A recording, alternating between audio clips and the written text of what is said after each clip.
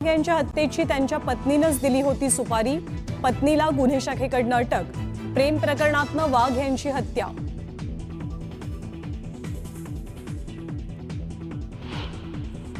बीडमध्ये कुणाचीही दादागिरी खपवून घेणार नाही। मुख्यमंत्री देवेंद्र फडणवीसांचा इशारा। बीड आणि परभणीचं पर्यटन करू नका, विरोधकांनाही टोला।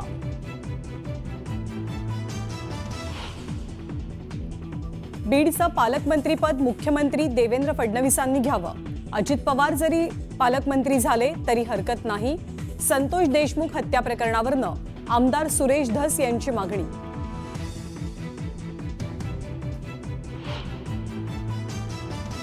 संतोष देशमुख हत्येच्या निषेधार्थ बीडमध्ये 28 डिसेंबरला सर्वपक्षीय मोर्चा। शरद पवार मोर्चात सहभागी होणार।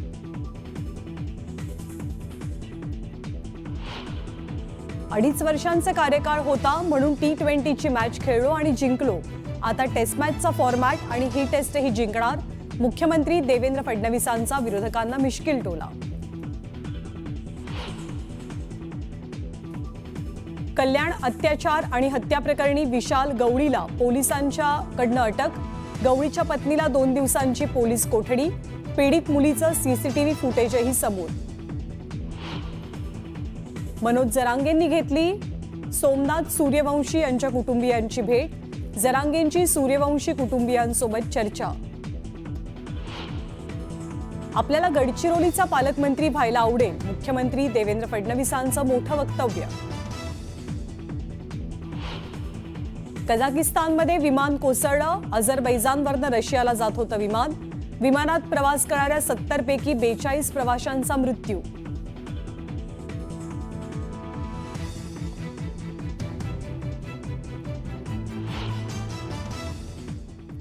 नमस्कार, प्राईम टाइम न्यूज मध्ये मी ज्ञानदा कदम आपल्या सर्वांचं स्वागत करते। बुलेटिनची सुरुवात पुण्यातल्या एका खळबळजनक बातमीने करूया।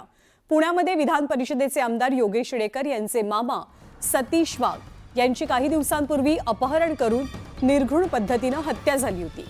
हत्येच्या घटनेनंतर पुणे शहरासह संपूर्ण राज्यात खळबळ उडाली। पण सतीश वाघ हत्या प्रकरणात एक मोठा ट्विस्ट आलाय। सतीश वाघ यांच्या पत्नीनंच त्यांच्या हत्येची सुपारी दिल्याचं स्पष्ट झालंय। सतीश वाघ यांच्या पत्नीला गुन्हे शाखेनं आता अटक केली आहे। प्रेम प्रकरणातनं ही सुपारी देत त्यांचा खून झाल्याचं निष्पन्न झालंय।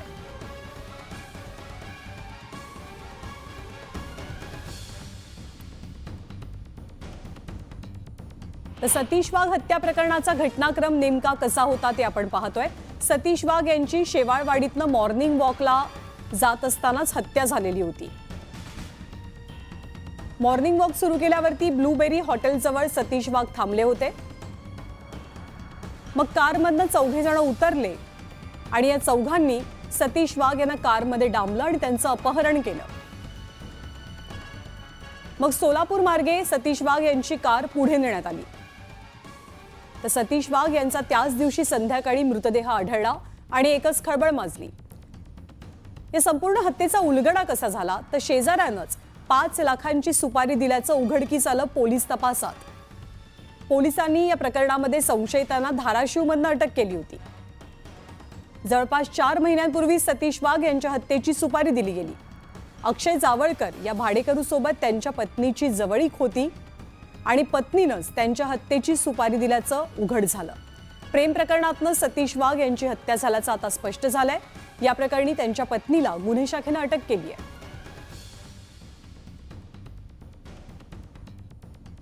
आपले प्रतिनिधी वैभव सोनवणे आपल्याला अधिक माहिती देतील। वैभव, या संपूर्ण प्रकरणाचा उलगडा नेमका कसा झाला?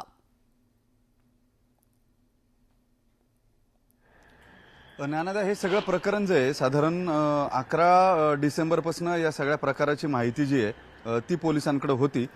या सतीश वाघ यांच्या पत्नीनंच ही सुपारी जी आहे ती दिलेली होती याची माहिती पोलिसांना मिळालेली होती। मात्र सतीश वाघ यांच्या मृत्यूनंतर 13 दिवस सगळे विधी जे आहेत ते विधी होऊ देऊन नंतर तिला अटक केली जावी असा पोलिसांचा एकूण मानस होता। तोपर्यंत बऱ्यापैकी तांत्रिक पुरावे जे आहेत ते पोलिसांनी गोळा केलेले होते आणि जो अक्षय जावळकर आहे जो मुख्य आरोपी या पूर्वीपर्यंत या केसमधला होता त्याने पोलिसांना जी माहिती दिलेली होती वेगवेगळी, 5 लाख रुपये त्याला देण्यात आलेले होते. हे पैसे कुठून कसे आले या सगळ्याचे फायनान्शियल ट्रेल्स जे आहेत त्याचा तपास पोलिसांनी केला आणि त्यानंतर या सगळ्या खुनामध्ये सतीश वाघ यांच्या अपहरण आणि खुनामध्ये त्यांच्या पत्नीचाच हात असल्याचं निष्पन्न झालं.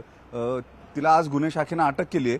सतीश वाघ यांचा 13वा झाल्यानंतर सगळे विधी झाल्यानंतर ही अटक जी आहे ती करण्यात आलेली आहे. प्रेम संबंधांमधून हा सगळा प्रकार झालाय असं समजतंय. या सतीश वाघ यांची पत्नी जी आहे तिचे प्रेमसंबंध जे आहेत ते या जावळकर सोबत होते आणि या सगळ्याची माहिती जी आहे ती सतीश वाघ यांना होती. सतीश वाघ यांचेही अक्षय जावळकर यांच्या कुटुंबियातल्या महिलेबरोबर काही वादावादी होत्या आर्थिक विषयांवरून. असा हा सगळा गुंतागुंतीचा तपास होता. तो पोलिसांनी पूर्ण केल्यानंतर सतीश वाघ यांच्या पत्नीचा सहभाग जो आहे तो या खुनातला उघड झाला. ही हत्या जी आहे ती त्यांनीच सुपारी देऊन घडवून आणल्याचा पोलिसांच्या तपासात उघड झाल्यानंतर आता तिला गुन्हे शाखेनं अटक केली आहे. बरंच गाजलं हे प्रकरण राज्यभरामध्ये. पोलिसांनी सखोल तपास केल्यानंतर पत्नीनं सतीश वाघ यांचा खून केल्याचं निष्पन्न झालं. आता पत्नीला गुन्हे शाखेकडनं अटक झाली आहे. वैभव, धन्यवाद या सगळ्या सविस्तर माहितीबद्दल. अपडेट जाणून घेत राहू. आणि यापुढची बातमी नाशिकमधनं आहे. नाशिक जिल्ह्याचे पालकमंत्री कोण याची उत्सुकता असताना माणिकराव कोकाटे यांच्या नावावरती पालकमंत्री म्हणून शिक्कामोर्तब होण्याची शक्यता व्यक्त होते. कारण केंद्रीय मंत्री पियुष गोयल यांच्या दौऱ्यादरम्यान कृषी मंत्री आणि पालकमंत्री असा माणिकराव कोकाटेंचा उल्लेख पाहायला मिळतोय. कृषी मंत्री या पदासमोर पालकमंत्री असाही उल्लेख झाल्यामुळे कृषी मंत्री असलेलेच माणिकराव कोकाटे नाशिकचे पालकमंत्री असणार का हा प्रश्न आता उपस्थित झालाय. माणिकराव कोकाटे नाशिक जिल्ह्याचे पालकमंत्री असण्याचे हे संकेत आहेत का याची चर्चा रंगू लागली आहे. अजित पवारांच्या राष्ट्रवादी काँग्रेसचे नेते आहेत, आमदार आहेत आणि मंत्री आहेत आणि हेच कृषी मंत्री माणिकराव कोकाटे आता नाशिकचे पालकमंत्री होतील अशी दाट शक्यता आहे. कारण केंद्रीय मंत्री पियुष गोयल यांच्या दौऱ्याच्या कार्यक्रमात माणिकराव कोकाटे यांचा उल्लेख कृषी मंत्री आणि पालकमंत्री असा सुद्धा करण्यात आलाय. आणि यानंतर धक्कादायक बातमी कल्याणमधनं. बदलापूरमधल्या अल्पवयीन मुलीवरच्या अत्याचाराचं प्रकरण अगदी ताजं असताना आता कल्याणमध्ये सुद्धा असाच एक चीड आणणारा प्रकार घडलाय. एका अल्पवयीन मुलीवरती अत्याचार करून तिची हत्या झाली आहे. या सगळ्या प्रकरणातली धक्कादायक बाब अशी की आरोपीच्या पत्नीनं सुद्धा या हत्या प्रकरणात आरोपीला मदत केल्याचं कळतंय.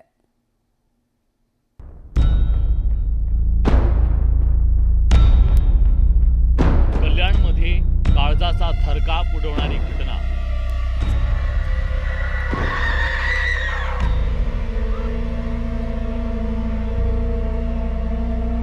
बारा वर्षीय मुलीची अत्याचार करून हत्या. गुन्ह्यात आरोपीच्या पत्नीची मदत. अटक झाल्यानंतरही व्हिक्टरीची साईन दाखवणारा हाच तो सैतान विशाल गवळी ज्यानं त्या निरागस अल्पवयीन मुलीवर अत्याचार करून तिची हत्या केली. 23 डिसेंबर रोजी ती मुलगी खाऊ आणण्यासाठी घराबाहेर पडली, पण त्यानंतर ती घरी परतलीच नाही. घरच्यांनी तिची शोधाशोध केली, पण ती काही सापडली नाही. त्यानंतर पालकांनी पोलिसात धाव घेतली. 24 डिसेंबरला दुसऱ्या दिवशी बापगाव परिसरात तिचा मृतदेह आढळून आला. मुलीवर अत्याचार झाल्याचं शवविच्छेदन अहवालातून समोर आलं.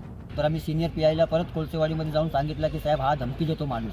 तर सिनियर पीआयने त्याला बोलून घेतला आणि त्याला दम दिला म्हणजे तू काय धमकी दिला, तुझा हातपाय तोडून टाकणार, तुला आतमध्ये टाकणार. तो बोलला नाही देणार.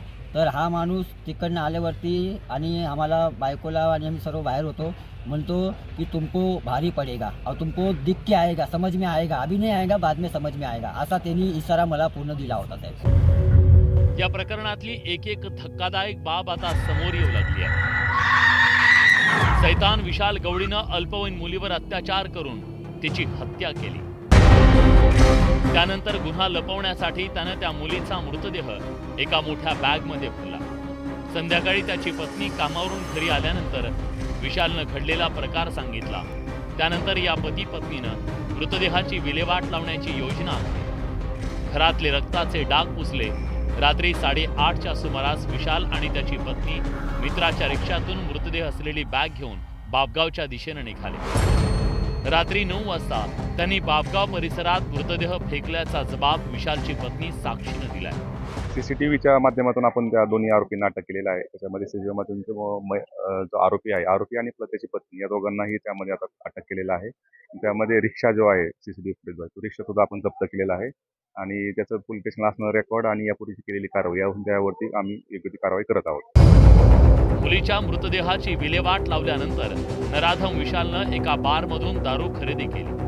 आपल्या कृत्याचा कुठलाही पश्चाताप त्याला नव्हता. त्यानंतर तो शेगावला आपल्या सासरी पसार झाला, पण पोलिसांनी एका सलूनमधून त्याला जेरबंद केलं. आरोपी विशालची गुन्हेगारी पार्श्वभूमी आहे.